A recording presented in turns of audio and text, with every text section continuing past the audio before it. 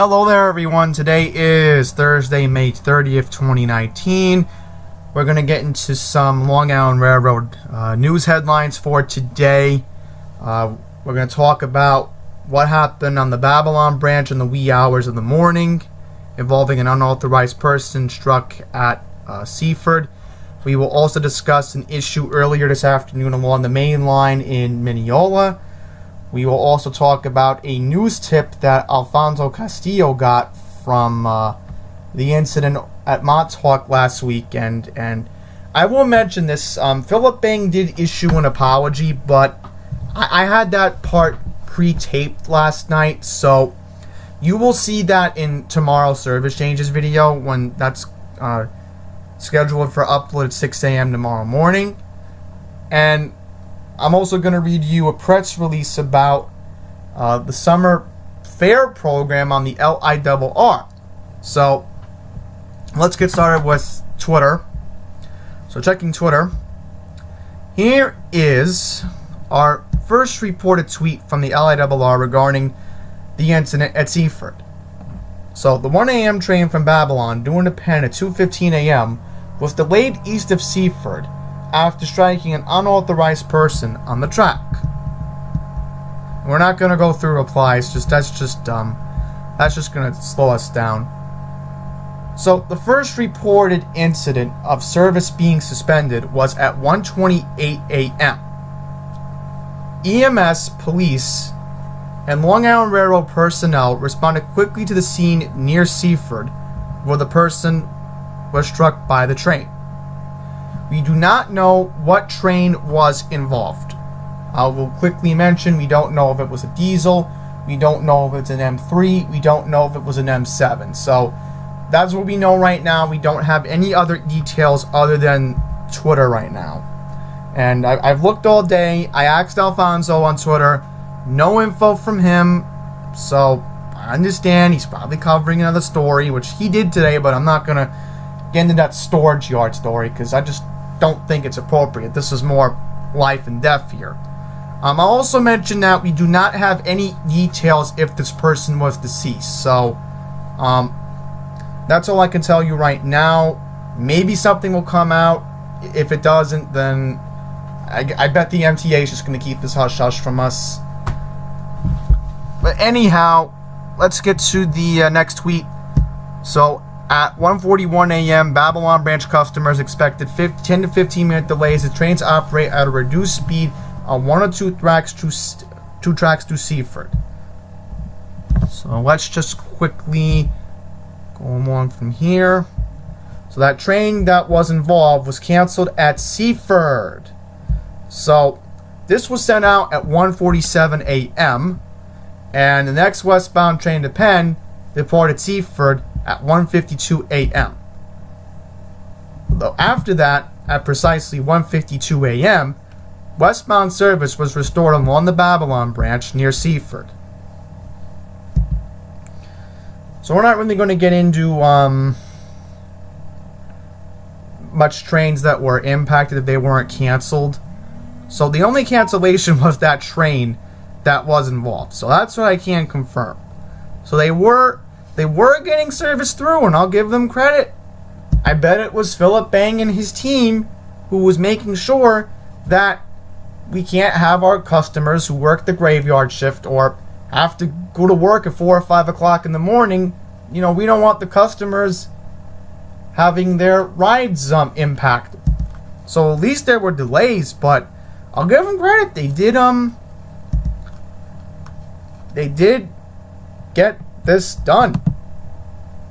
Did make sure that, no more cancellations, just delays, so at least they did that. At 4:52 a.m., police concluded their investigation at Seaford. Trains were cleared to operate at normal speed through the area. So it took 3 hours, but at least this was,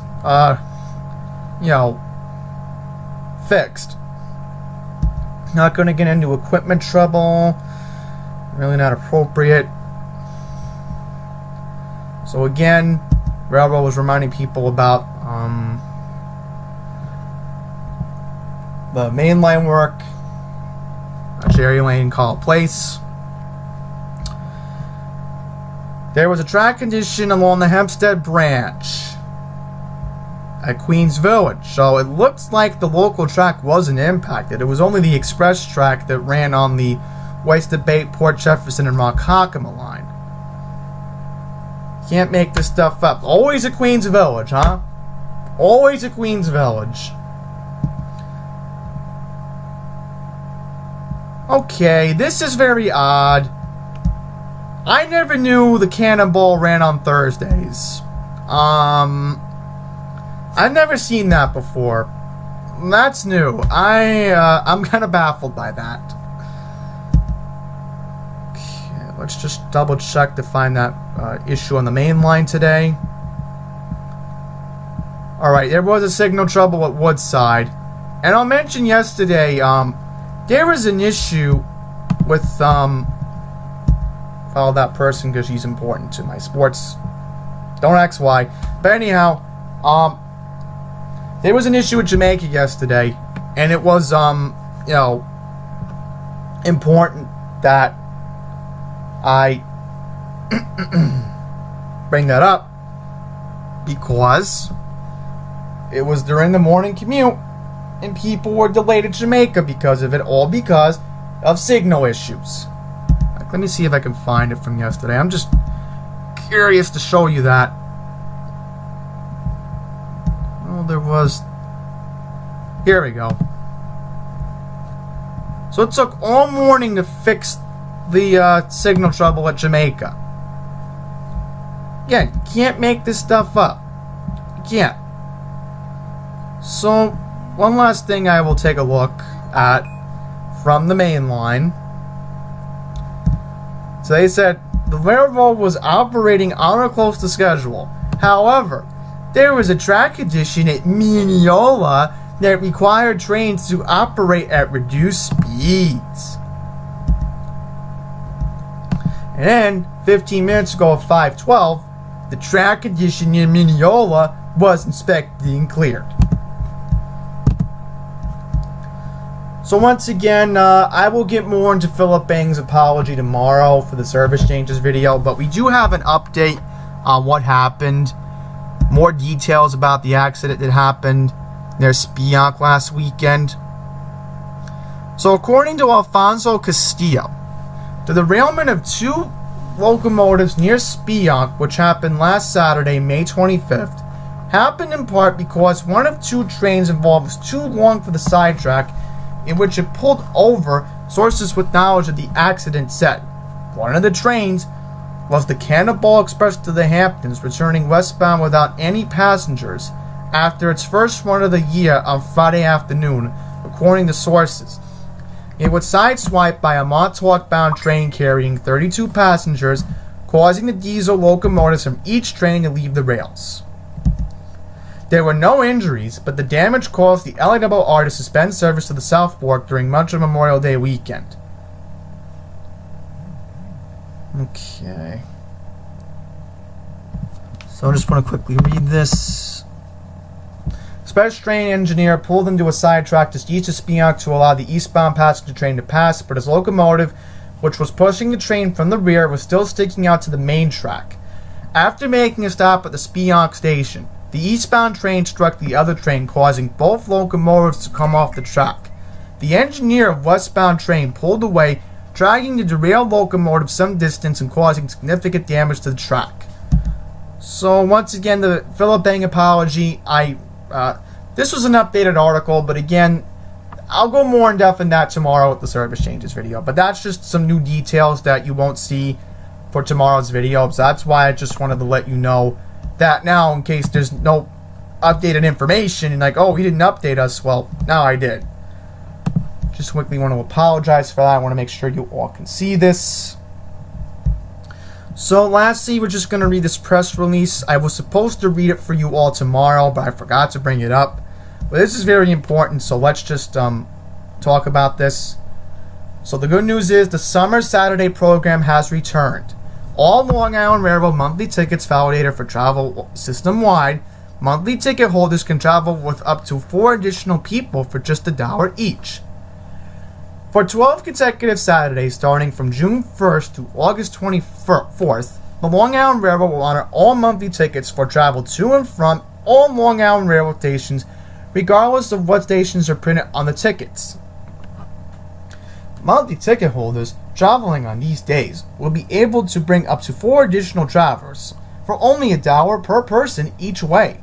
The special ticketing policies mark the return of LIRR Summer Saturdays, a popular program that launched last year as a Long Island Railroad customer benefit. Long Island Railroad monthly ticket holders can use the Summer Saturdays program to enjoy discounts offered at nearly 100 merchants through the My Long Island Railroad loyalty program.